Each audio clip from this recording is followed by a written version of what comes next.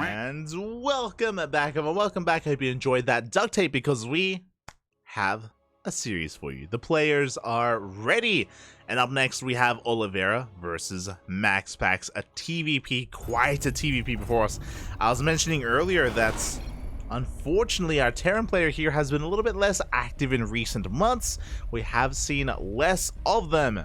Well, that is about to change. As sporting in the bottom right hand corner of Dragon Scales, we have the Chinese Terran player representing KranKy Gaming. It is Oliveira.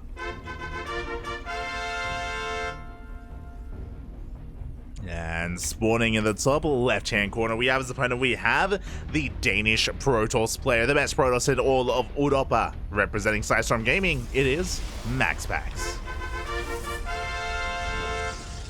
Here we go. The players, they just get better and better, and where is this gonna take us? Where are we going to go? That is the question. Again, it's been a long time since I've had the luxury of casting Oliveira. I think the last time I casted him was last season of WTL, last season of World Team League in the playoffs, where he did compete for KranKy Gaming. And since then, you know, we've been covering some other events. You know, we've had the Masters Coliseum in the interim. We've had, of course, Code A or WTL Code A, GSL Code A. And now as we get into a new season of World Team League, it is great to see Oliveira returning to the stage. Great to see him returning to the CranKy Ducklings. And what does he have to offer? Can he compete with one of the best Protoss players in the world? Here we go. For the time being, Oliveira is going for a double gas opener, so it's going to be a more aggressive opener here from Oliveira. He's not going for a Rex expand, is going to go for a faster factory. And this can lead into a multitude of different things. This could lead into a one-base all-in if we go for a 1-1-1. This could just go for a delayed expansion into a faster, you know, Hellion production to be aggressive across the map to try to get some mineral damage, probe damage even. See what kind of direction Oliveira will take us. This can even, of course, lead into a more standard Wood Mine drop as well. For now, we have our first Reaper zooming across the map. Oliveira skipped his SCV scout, so he's going to be heavily reliant on this Reaper instead to try to get some scouting information and get a read on what's going on.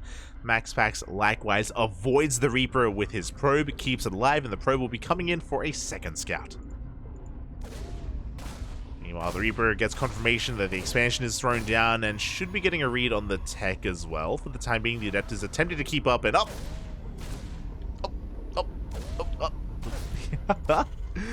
Reaper will avoid the clutches of the Adept, but it doesn't make its way into the main base. Not yet, at least. As Oliveira is going to rotate around, going to head for the Reaper cliff and try to bypass that Adept. Meanwhile, back at home, it was the factory into CC, into Starport. So again, Oliveira is not going all in, and he's setting up for potentially a mine drop as the Widow Mine is on the way. Meanwhile, across the map, the Reaper is unable to bypass this Adept. So far, the Adept has done a great job at keeping up with the Reaper movement. So far, at least. As the Reaper tries to rotate once again over towards the right-hand side, but the Adept does have a Shade keeping up. Oh my god. MaxPax doing so much here with so little. He has a Stalker in position, but the Reaper, yeah, does not find a way into the main. And this Stargate has not been spotted. And interesting. So we're going to be banking up these Phoenixes. Going Phoenix first.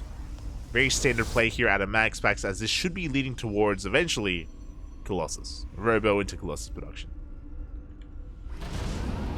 Meanwhile, something that's been very trendy in the Korean scene is this. Instead of a standard mine drop, we have a Widow Mine with Marine drop coming in instead.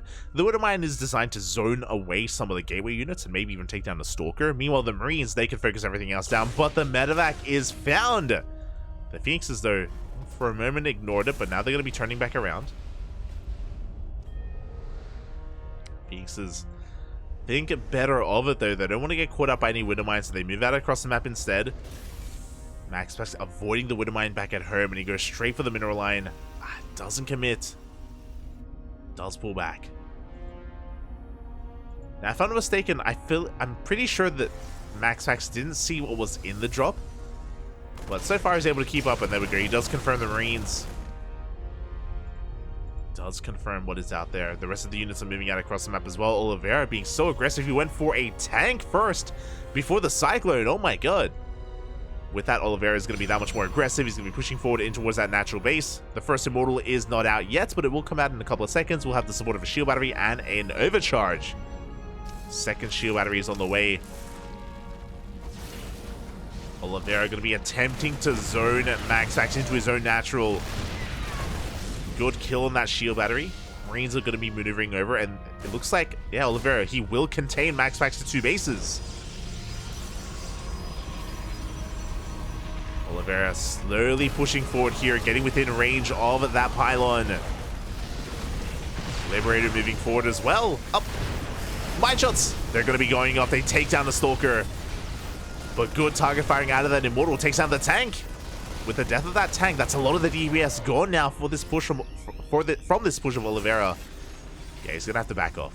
Without that tank as the backbone of the army, he has to pull back. Back at home, Oliveira, he's building up his Raxes. No third TC yet, but we should be seeing one momentarily. As the Phoenixes make their way into the mineral lines, they take down a Marine, take down some SCVs. At the same time, we attempt to drop into the main base. Liberator doing what it can. He's getting some probes. 3 probes go down.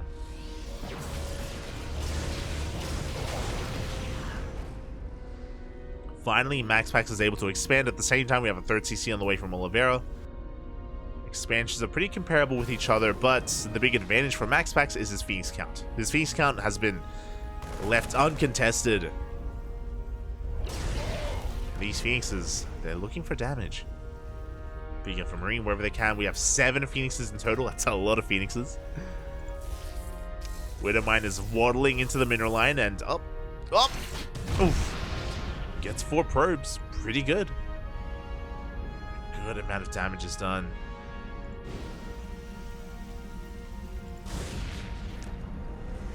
As Widowmine finally gets picked off. A bold move here from Oliveira. He's going for a double jump despite the amount of Phoenixes that are out on the map right now, despite the map control that MaxPax has.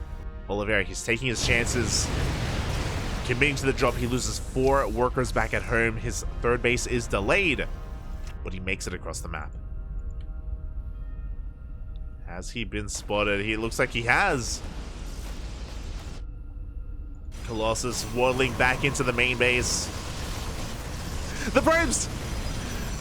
The probes, they do come within range of these Marines. The Marines, they go straight for the Colossus, and they will get 1. Pretty big pickoff, but is it going to be worth it? 16 Marines go down and 2 medevacs. For 3 workers and a Colossus. If he had gotten more probes, then maybe that would have been worth it, but that was a lot of supply. A lot of supply now gone. The Phoenix count is still looking strong. MaxPax making his 8th Phoenix as he continues to contain Oliveira. Okay, he scans ahead of time. He sees saturation of the 3rd.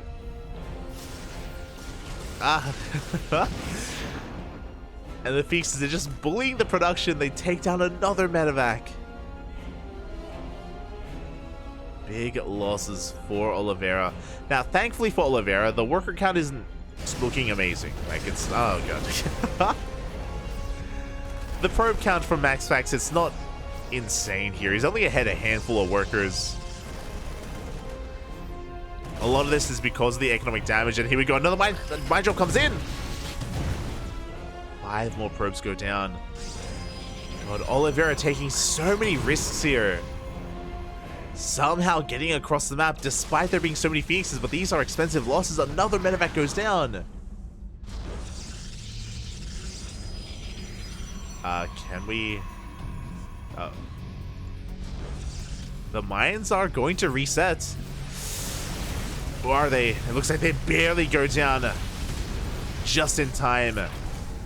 Cannons finish up. Oh, they take down the mines, and here we go. The main army of Oliveira has arrived. He's trying to get on top of the Colossus. 1 Colossus goes down, but there are still 2 remaining. And it looks like 2 is all you need. As MaxPax is going to clean this up. Just barely. And at a certain point, has Oliveira been too wasteful? I'm afraid to look at the units lost tab. Oh. He's lost 2 tanks, 5 Medivacs, a good chunk of Marines and Marauders. He has been trading worse compared to MaxPax. But at least he's been keeping the economy in check. Like Oliveira, he does have a higher worker count, which is something you don't see too often in this matchup. Just because of how aggressive he's been. Another double drop is going to get caught out once again. Oh. This time we're trading with Phoenixes. But still 2 more Medivacs. I'm afraid. How many Medivacs do we have? We have 2. And we're going for another drop. We have nothing to maintain the main army, but hey, the drop gets across the map. Forces a recall. Probes are going down. What do we end up recalling? Only a handful of units. Yeah, but the rest of the reinforcements arrive.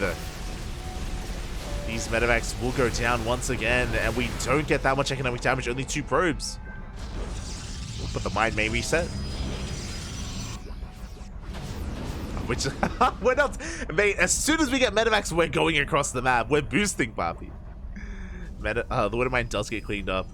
Another double drop moving out. The constant aggression here from Oliveira. I'm concerned because the reality is that Oliveira doesn't have a lot at home to defend. Whenever he gets an army, he's just sending it across the map. He's hoping to force MaxPax to turn around. But here comes the main army. MaxPax, he's done defending. He has recognized, hold up, you don't have anything at home, do you? Nah, mate, nothing at all. He's got a couple of Marines and Marauders. He's going to try to hold on. At the same time, double drop his head towards that 3rd base. Can Oliveira hold? Nah. He's gonna get a kill on the 3rd base. Likewise, he's also losing the 3rd back at home. As MaxPax is pushing on forward, we gotta drop into the main base. Zealots get warped in. MaxPax does lose his 3rd, but can we deal with the main army? Can we deal with these Colossi?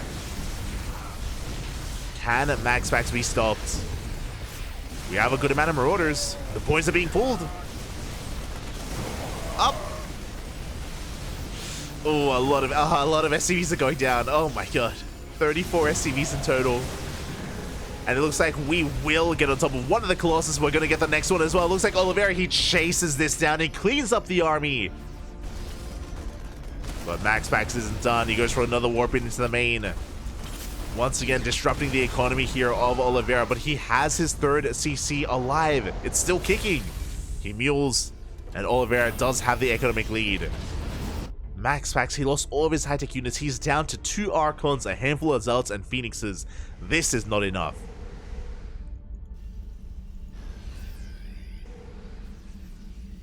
But is Oliveira out of position? 3 Marauders. They're going to go down. Good pickoffs here from MaxPax. Zealots are coming back in. At the same time, Prism sits into the main base, and Oliveira, his entire army went over towards the 3rd. SCVs are going down. Oliveira, it's his turn to be pulled apart.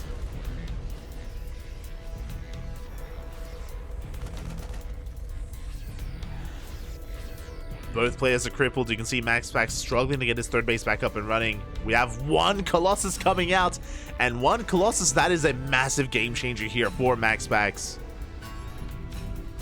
Suddenly his army is more terrifying, but we're getting into Vikings. Oh, will it matter in the end? CC has to be lifted. The boys are being pulled into Archons, into Colossus. So much splash damage. Here come the reinforcements.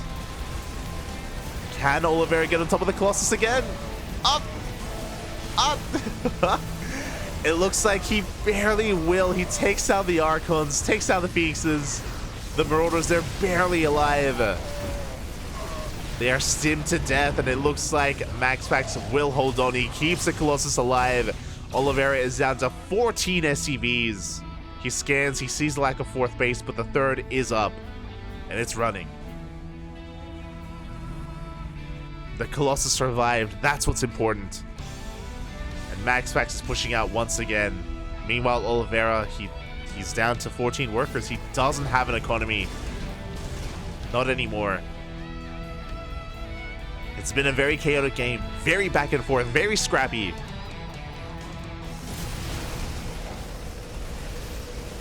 Oliveira does have 2-2. If he can somehow outposition this army, if he can get on top of the Colossus, if he can shut it down, then maybe he can take a fight. Head-to-head, though, MaxPax wins. I do think that, you know, in a straight-up engagement, MaxPax will be able to overwhelm the army. There is no shield battery. There's no overcharge at the third base. Bear that in mind. Zealot Runby is making its way across the map. Likewise, Oliveira trying to maneuver as well. Trying to figure out where he wants to go. Oh, as he does come back home. 3 more SCVs go down. We can't afford to lose workers, Bappy. Aye. Oliveira just muling as much as he can. MaxPax now has his third base fully operational. Second Colossus, third Colossus is on the way. Oliveira still has a strong army. He's got some spellcasters. Ghost for EMP. That's pretty huge. With solid EMPs, these Archons will melt. The Archons will melt the Zealots as well, and we can now have a head-to-head fight. We can now force our way through this buffer into the Colossus. Everything changes. Oh. Up. They miss each other. They do miss each other, and MaxPax, he does have to back off. He has to respect this. Zealot Runby makes his way across the map. Oh, we have Zealots in the mineral lines, and Scan once again confirms saturation. Oh, mules were targeted down.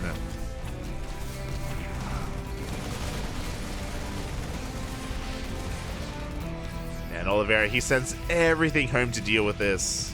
Aye.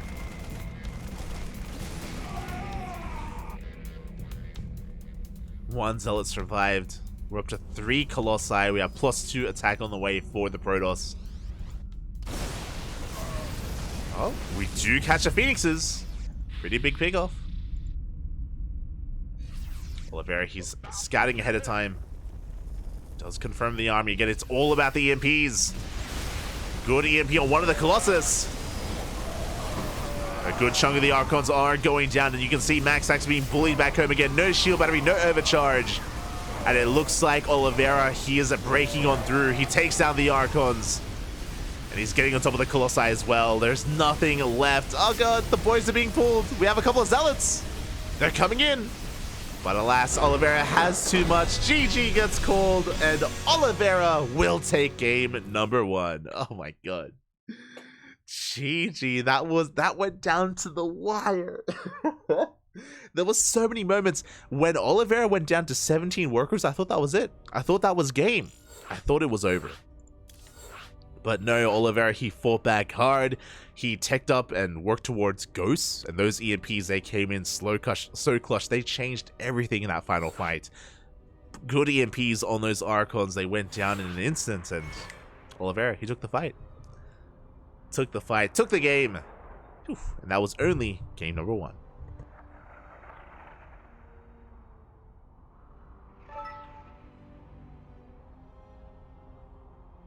That was only game 1. Now we're making our way into game number 2.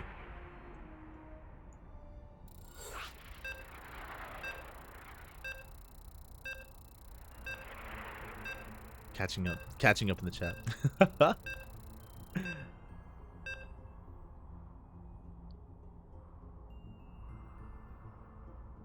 How's everyone tonight? I'll let you know once it's nighttime. Ah, good evening, good afternoon.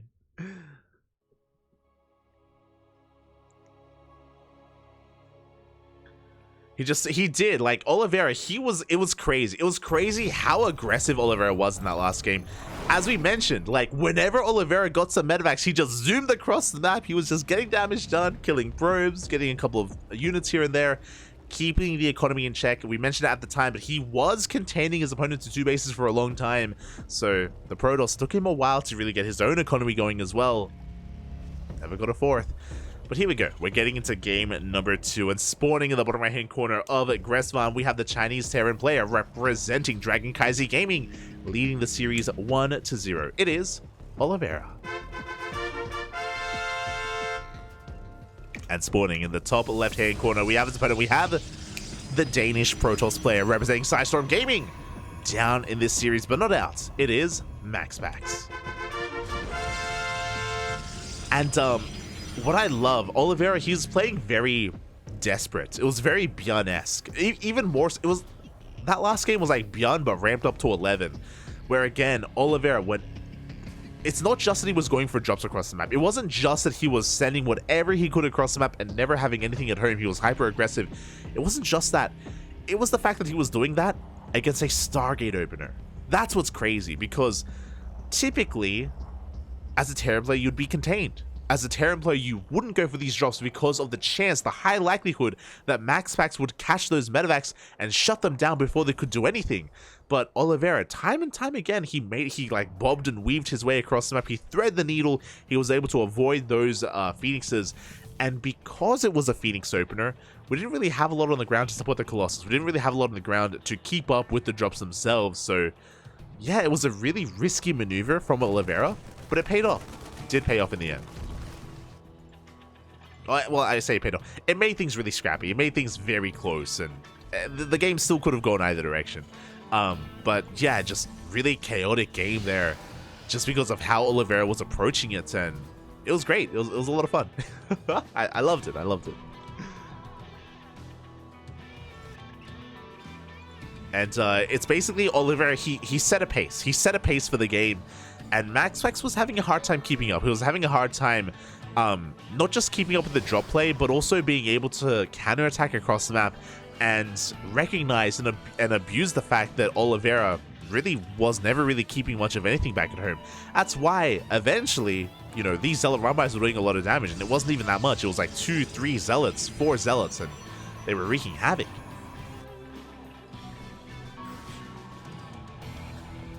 But alas, we're getting into our next game, and this time MaxPax is doing what he does best on Gressvan, and that is a Twilight Council.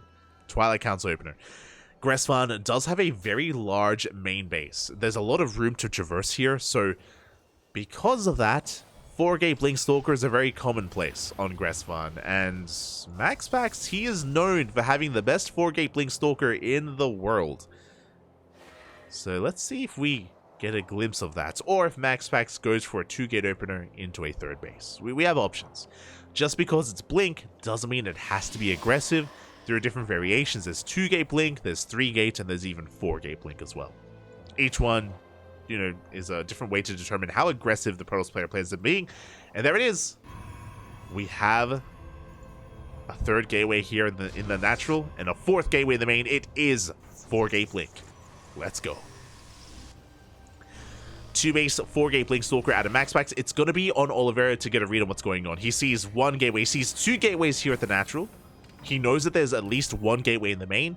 So now he knows it's either 3-gate or 4-gate. He knows it's one or the other. If he keeps this Hellion alive, he's going to be able to get an eye on the 3rd base and the lack of 3rd base as well.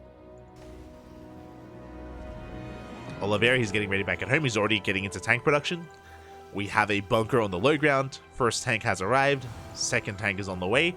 Ooh, we even have a Liberator to harass. Okay. Liberator is making its way across the map. Is going to be spotted by this Adept. MaxPax should be getting ready for it back at home.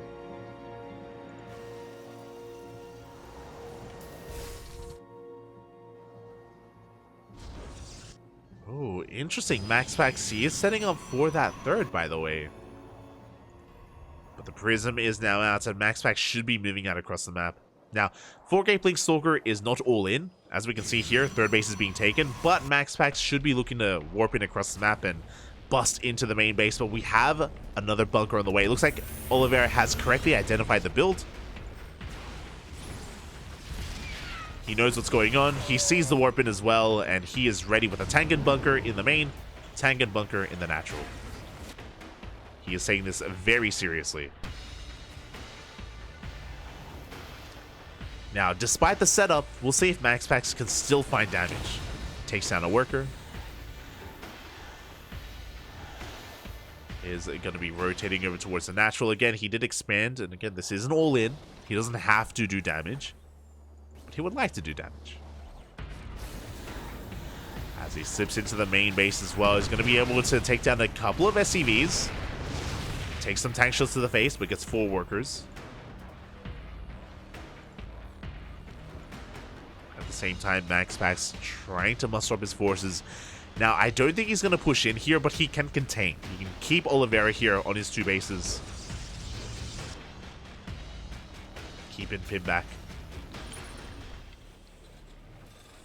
As Oliveira now works towards that 3rd.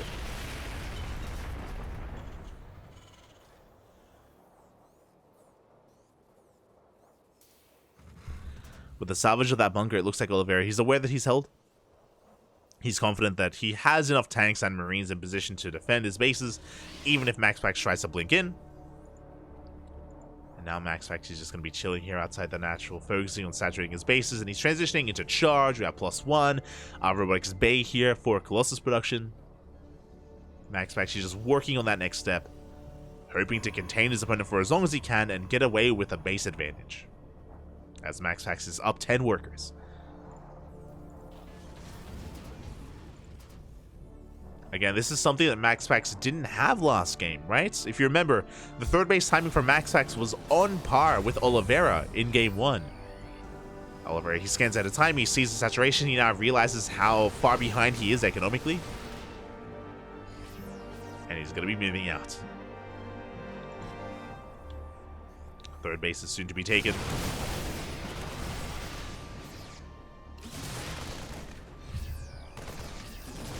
At the same time, Zelarabe does slip in, and Oliveira did not have much at home to defend. Oh, the friendly fire as well. SCVs, a lot of them do take big blows to the face from those tanks.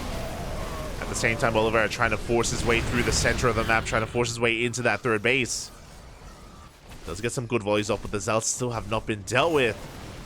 We saw a very similar issue in that last game in game 1. Meanwhile, big tank volleys go off. They take down the Immortal.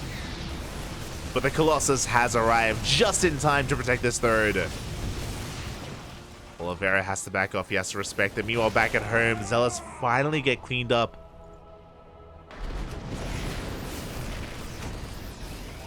As Oliveira has to back off. He's just waiting for reinforcements. He's now looking to land that 3rd base. As he takes his 3rd, MaxPax, he's taking his 4th, and he's getting ready for another counterattack with 1 Zealot and 1 Adept. Does run into a couple of reinforcements though. At the same time, Oliveira, he wants to keep the pressure on. Shield battery hasn't been replaced. It's still on the way. Big mine shot goes off. Oliveira still behind in that economy, still trying to get this 3rd base back up and running.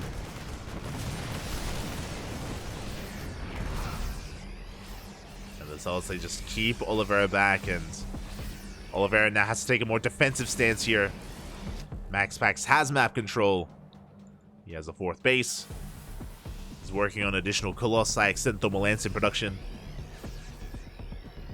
MaxPax, he still hasn't taken additional gases, so he's still heavily reliant on Zealots to reinforce. And speaking of Zealots, they are making their way into the main. Oh, big warp into the main base. MaxPax, he has to respond. Yeah, he pulls back with his SCVs. At the same time, here comes the main army. Zealots from behind, the Colossus from the front, and Oliveira is getting completely surrounded. It looks like Oliveira, he may be able to take down one of the Colossi, but no, not even. GG gets called. It's just too much, and MaxPax will take game number 2, tying up the series 1-1. GG.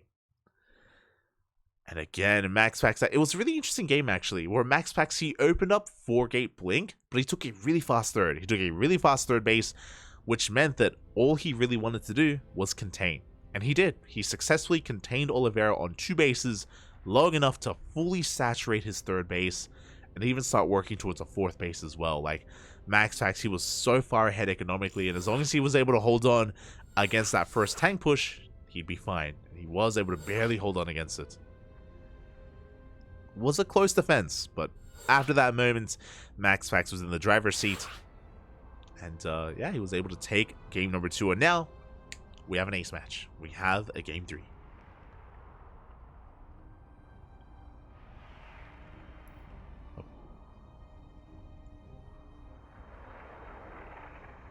we go. We've been getting a lot of ace matches today, which I'm happy about. I'm more than happy about all the ace matches. Looks like we're getting a couple of updates here on the bracket as well. Looks like Dark did take down DNS 2-0. Cure took down Special 2-1. Went to the ace match. Shout out to Juanito taking a game off of Cure. Very impressive. And it looks like almost every quarterfinals match is wrapping up. They're all underway. Looks like Dark and Nightmare are still ongoing. There's still a round of 16 match, so the bracket is being held up a little bit in the upper half of the bracket. But we're making some progress here in the lower half.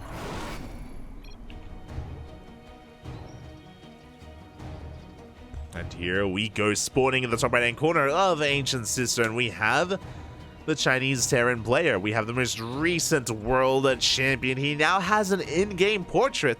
Let's go. We didn't even get to talk about that.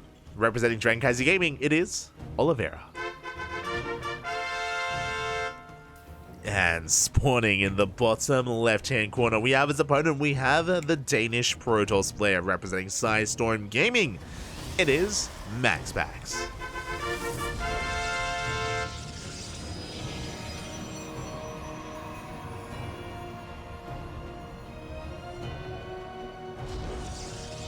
Here we go. Game 3, the final game of this series. Now, we've seen, really my eyes are on MaxPax, because we've seen some different openers. Game 1, Stargate opener into Phoenixes into Colossus. Game 2, 4-gate Blink Stalker into a fast third base, a different variation of the 4 gates. Here in Game 3, what do we get? Another Twilight Council or a Stargate? Now, Ancient Cistern is a pretty good map for Stargate play.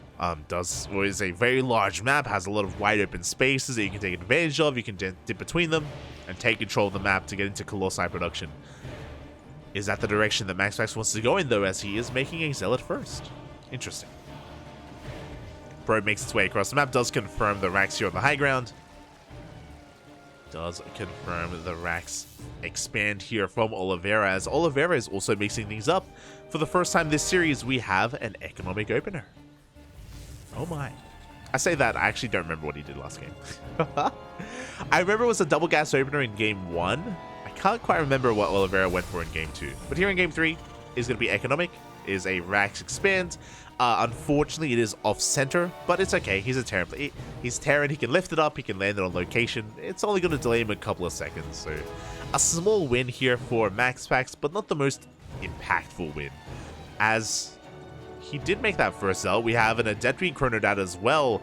MaxPax, upon seeing the economic opener of Oliveira, he wants to punish it. He wants to try to keep the pressure on and delay the CC if possible. Zelda's making its way across the map. There is a Marine in position. Oliveira, he didn't SCV scout. He didn't Reaper scout either. And the Zealot makes its way into that CC. And yeah, he does take down the SCV. Does delay this expansion for a moment. Forces more boys to be pulled. Adept has arrived. Good stutter stepping here from Oliveira. The bunker still is not done. Oof. 2 Marines go down. But more Marines are on the way, and it looks like Oliveira should shut down this Adept and will take control of his natural. Things got a little bit chaotic, and now here comes the second Adept. If the first one was killed, this wouldn't really be too much of an issue, but 2 Adepts, they do pose a bigger threat. And Oliveira has to take it seriously. Back at home. Oh, as he... as he does have to reposition his base. Back at home, we do have a Twilight Council opener into Blink Stalkers. And additional gateways are being thrown down. Oh my, okay, you have my attention. Once again, 2 games in a row. MaxPax, I assumed it was going to be a 2-gate opener into a third base, but no, it is 4-gate Blink once again.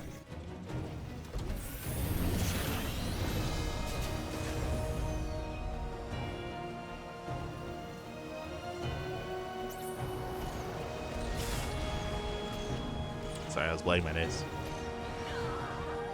But with 4-gate Blink Stalker, we'll see if he goes for another fast third base variation or if he's hyper aggressive instead. We'll see how assertive MaxPax plans on being, as he does have a probe in position to expand. He has the option available here. Or he could always just warp in another wave of Stalkers. Meanwhile, back at home, Oliveira, he hasn't seen anything. That's why he went Cyclone first. He was being very safe. Now, because he went for a Cyclone first, he does have delayed tank production. He has a bunker on the low ground. Upon seeing the lack of Phoenix and the lack of Oracle, it does mean that Oliveira, he can rule out Stargate. He's trying to get ready here for Blink Stalkers in the main.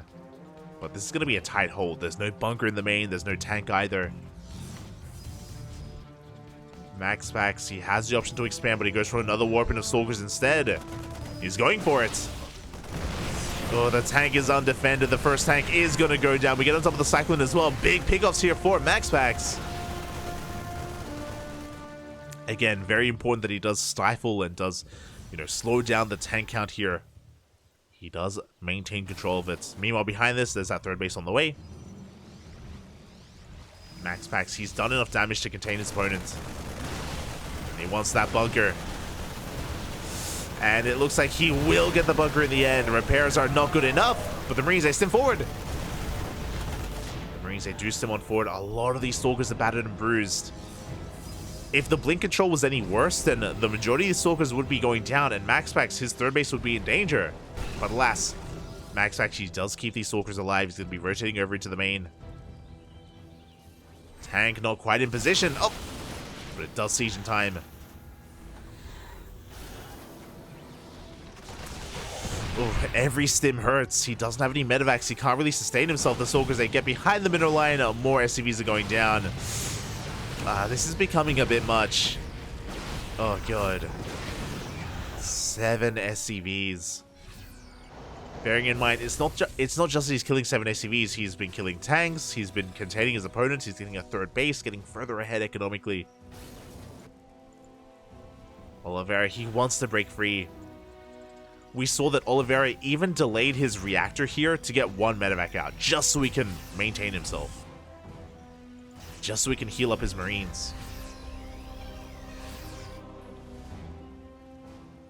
Meanwhile, MaxPax is transitioning. We have a Forge on the way, charge as well. Gateway explosion. Staying on a low gas count once again, so he's going to be heavily reliant on charge lots.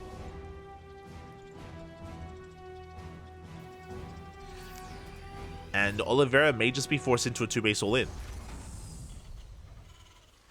Because this is becoming very reminiscent of Game 2. Very similar. Except this time, MaxPax has killed some tanks. See Oliveira trying to get ready here for his move out. As he moves out, we have a Prism ready to dive in. 4 charge lots are in that Prism.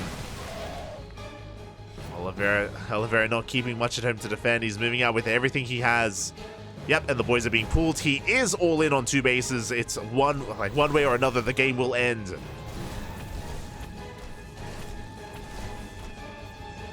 And here we go. The Zealots, they do bust into the main base, but Oliveira, he cannot turn around. Now, what's important is that there are no Colossus. The Robotics Bay just finished, but we have some massive force fields on the ramp. Oliveira is being slowed down. Again, time is working against him. He needs to keep on pushing. He needs to break MaxPax here and now. Again, we went straight to charge, not into Colossi. Overcharge is popped. Pylon's going down. Even if Oliveira takes down this third base, that is not enough. He has to keep on pushing. Meanwhile, across the map, very little is going on for the Terran player. Third base will fall. But it looks like MaxPax has bought enough time, and the first Colossus is going to pop out. Oliveira sieging up a little bit far back. Potentially too far back. The Zealots, they come in from behind for a full surround. The Colossus has arrived. The boys are being pulled. And MaxPax is cleaning this up. He takes down all the tanks. He's taking down the Marines and the Marauders. Everything that is left. MaxPax is held, and he's still wreaking havoc across the map, getting more SCV kills. Oliveira was all in, and that was his chance. That was his opportunity. But he wasn't able to pull it off.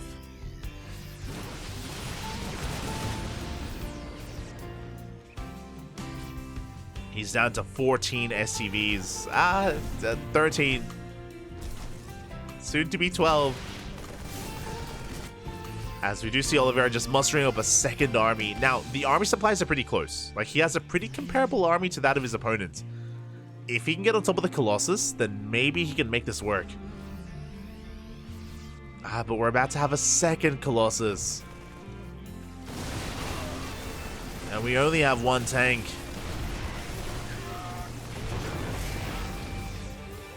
Again, how can we push into this? Here we go. Tank moving on forward, is getting within range. The Prism! More Prism goes down. Good start. A very good start, but now we have to commit to the fight. Chargers are coming in. Boys could be pulled as well. Yeah, and there are just too many Zealots. Not enough tanks. One Colossus goes down for the entire army, and that is it. GG gets called. And MaxPax takes the series 2-1, advancing on to the semifinals. GG. GG, well played. Congratulations to MaxPax for taking down Oliveira 2-1. Again, really powerful 4-game Blink Stalker play. That is what won him Game 2 and Game 3. It is how MaxPax was able to advance on, and yeah, with that, congratulations. Congratulations to our Danish Protoss player as he advances on to the semifinals, where he has an opponent ready and waiting. Let's go. We are heading over to the land of Europa, because it's going to be MaxPax versus another Terran player, but a European Terran. It's going to be MaxPax versus Clem.